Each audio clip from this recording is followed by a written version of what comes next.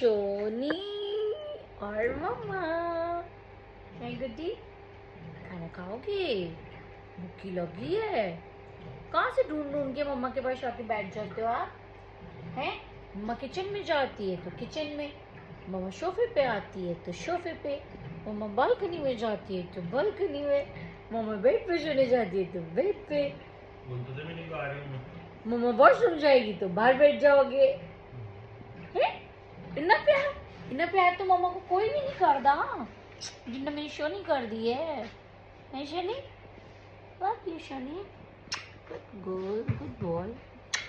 खाना खाओगे? दे दे मम्मा खाना।